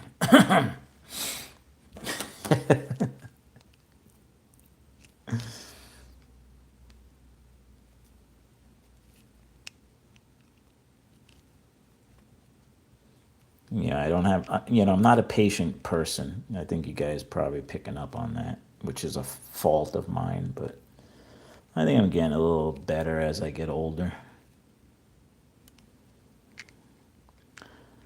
I'm very bad at, well, I could do that quickly. Everybody should be able to.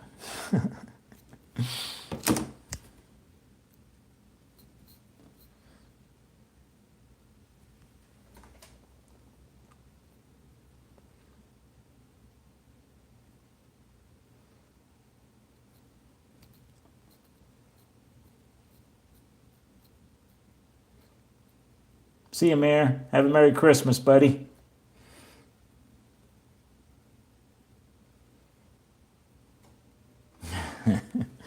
Yeah, the mayor's good at the graphic stuff. I don't do that stuff. I'm not good with that stuff.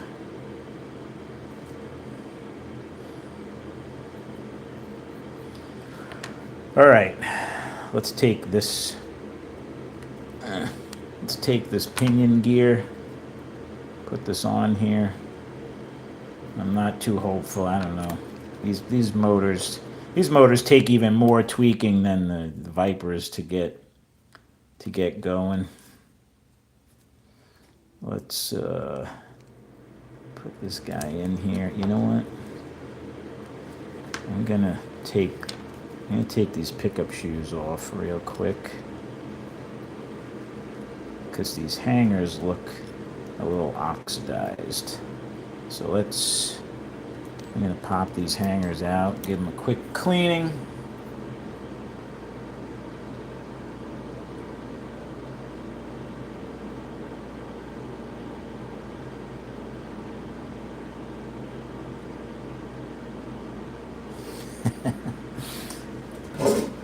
I'm usually, I'm kidding. I joke.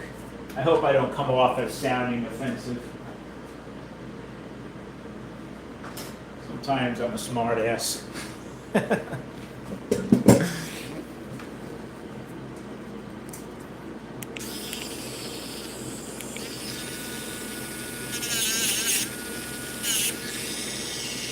yeah, nice and shiny.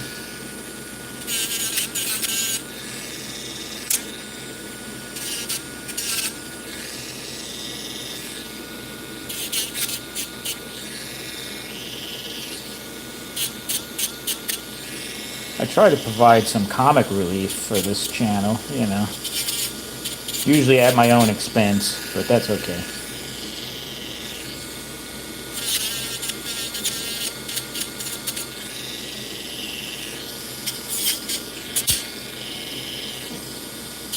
Whoa, I just hit my light. I just hit my light with the cleaning grinding wheel here. My overhead light.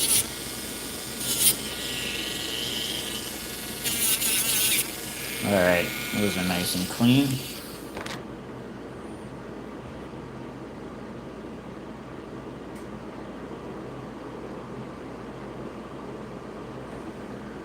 This Porsche body? Yeah, I guess it was. I think it was red at one point. Yeah, it was red. You could see the red in there. He painted it this blue color. Yeah, I think he did a pretty good job. Better than me. I'm no painter, man. No way. I don't have the patience for that. Some guys are really, there's a lot of guys in our hobby that are really good at that. G-Bud and guys like that. some talented guys out there on the artistic side, which is a good thing. We need guys like that, or at least a guy like me who's not artistic. I need guys like that.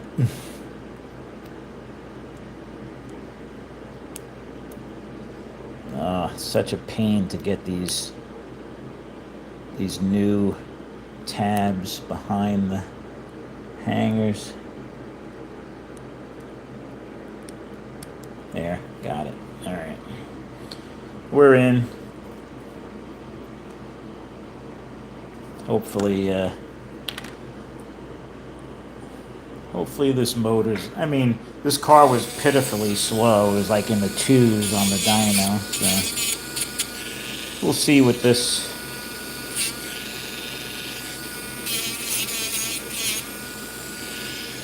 motor does that we just kind of slapped together. But regardless of what it does, I'm gonna call it, because I'm getting hungry and it's close to lunchtime, or it is lunchtime.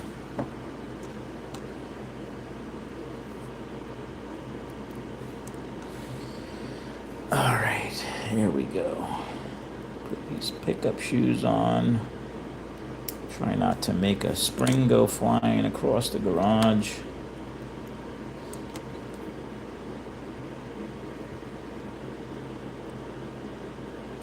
When I'm low on parts, I just go under this table and take a light, and like, oh, there's 5 spacers and several springs and all the parts that I dropped that I'm too lazy to look for. All right.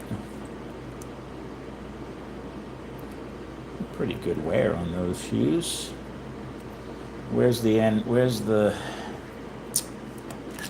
heck is the rear axle that goes? Oh, I don't have a rear axle for this car. That's right. I got to steal one and take this one. That's another thing I got to do. I got to build a rear axle. Oh, I guess it would be good if I put the magnets in, huh?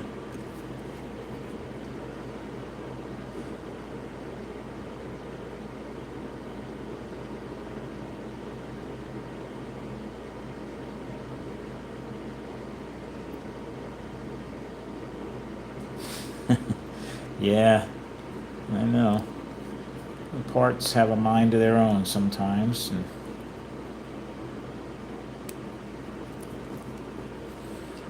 oh man, where the heck did the magnet clip go for this car? I can't, I'm losing parts. I guess that means it's time to... What the heck? Where did the magnet clip go for this car? Did I drop it? Is it under the workbench? Ah, come on. This is kind of annoying. Where is it? I can't find it. That kind of stinks. Huh. I know it was here.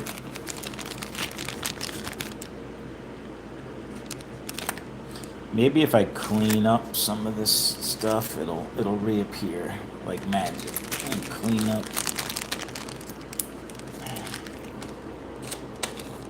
Where did it go?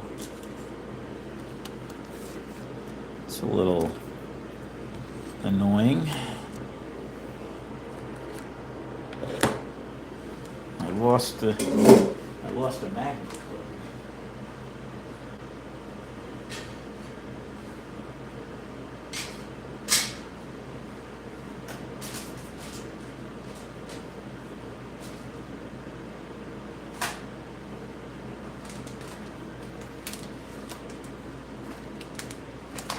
Alright, it's annoying. I really don't know what I did with the magnet clip for this chassis. Oh, brother. Oh, I found it. Woo-hoo. It was under these bags.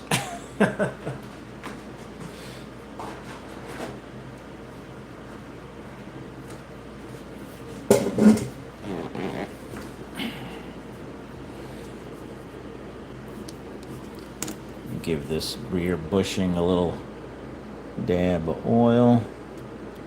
While we have this open, put a even smaller dab on the front. I usually like to like a half a drop on the front bushing and a whole drop on the back.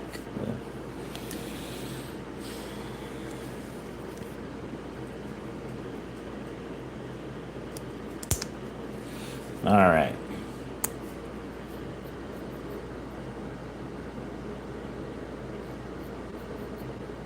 Hell yeah, if it's a spacer, I'll reuse it. A spring, depends how, if I know what spring it is. Probably not on the springs.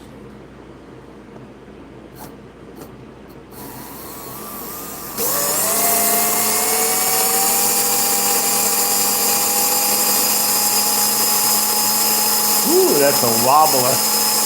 That's like not a happy motor.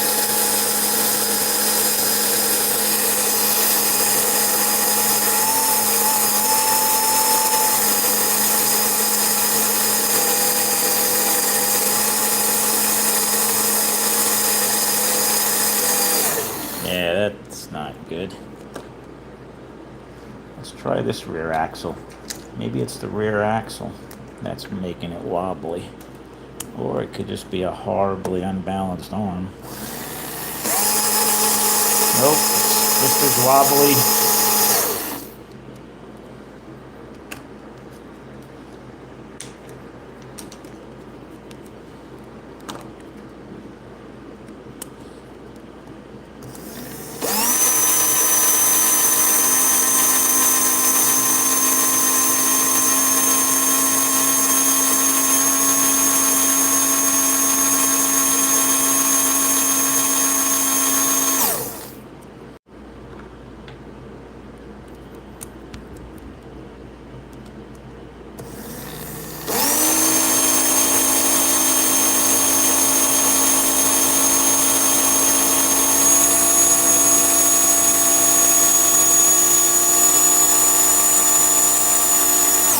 Yeah, this car's got some pep to it, but I don't know. It takes a lot of mojo to get this car to be like that. Cause we're not even close. This thing sounds horrible. I guess it's back to the drawing board on that one. Hey, don't judge me by that. That did not go as we would have hoped, but oh well, it was worth a try. The quest continues for a third box stock. I have two decent ones.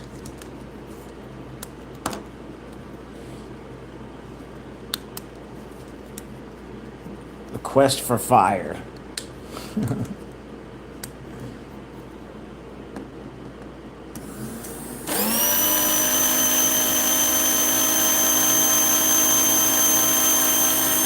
Yeah, this car runs good again, so this one I'm happy with. I'm back to having two good running box stock Super 7s. Would like to have three, but I guess I'm gonna have to keep going through my batch of motors and try and get a good one. Takes some work. That's why Terry, what he does when he builds these Super 7s and he has some that are good on the dyno, he puts them off to the side and sells them to us for box stock class. So he kind of does the work for us and finds a really good running Super 7 so that I don't have to go through what I'm going through now. But he charges a premium for that, so, it's either you do it yourself or you could buy a really good running one from him that'll be competitive. Yeah, true. It didn't smoke. So it go flying towards me. No, it didn't go. What do you mean, the magnet clip? No, that was just back there.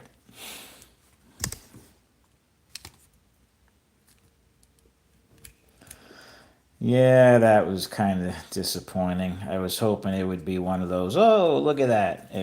You know what? Oh, check this out before we go. I don't know what I'm going to do with this car because I don't need it. Who knows? Maybe I'll give it away. But I built a Viper V1 from spare parts. So this is a Wizard Fusion N-Bell arm, a used balanced hot stock Fusion N-Bell arm. I had an extra set of maxi traction magnets.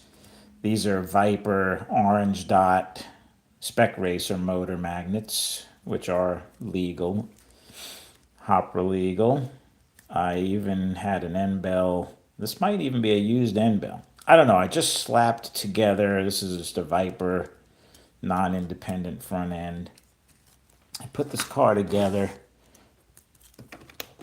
I put it on the dyno. Hopefully it's still running good.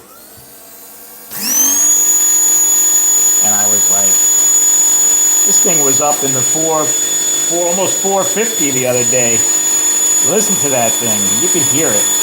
I just like when it's a really strong running motor. But this is what happens. You know, I'll put a car together for the fun of it, not for me, and it runs great. I want to build a car that's a race car. It doesn't work out that way. But so this is a good running car. I actually ran it at Brian's track yesterday, and it turned some decent laps. It's sitting pretty low. These are RPM Spec Racer tires. I think I have I don't know. It comes in at like 428, 430 on the tire gauge.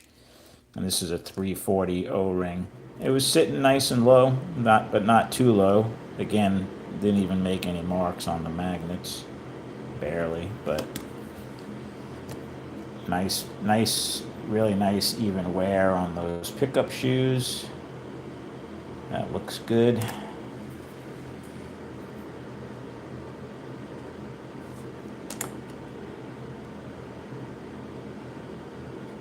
Yeah, that's it. Well, you know me, Mike. I never think. So it's not thinking. I'm not overthinking it, but sometimes the build gods are smiling upon you and oh, I'm not even running this in advance. Let's see if we put this in advanced timing. See if it goes any faster or not.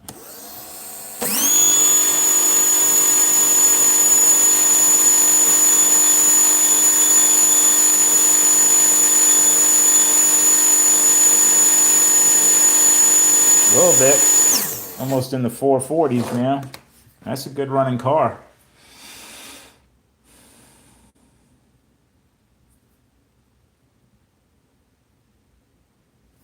Yeah. Sometimes that little smidge is all you need. Anyway. All right, guys. I appreciate everyone hanging out with me on this Christmas Eve. I hope everybody wakes up tomorrow and Santa brings you, or whoever you like to follow, brings you everything you want. But yeah, I hope everybody has a happy holiday. And we'll chat again, definitely before the new year. So I'm not even going to wish everybody a happy new year yet because we got a week to go for that. So,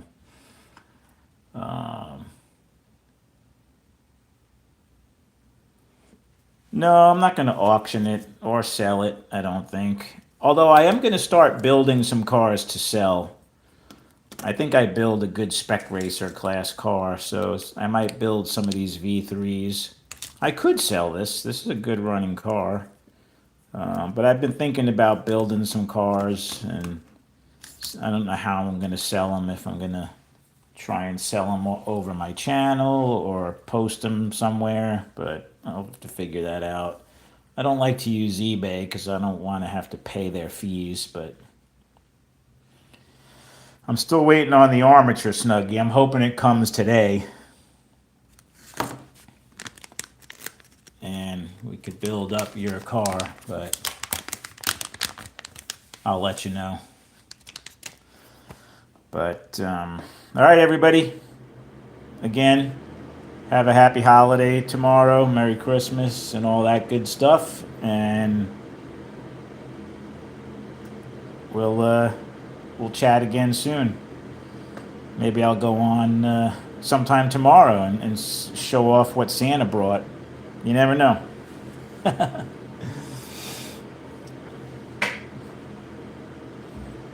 All right, everyone. Take care. Bye.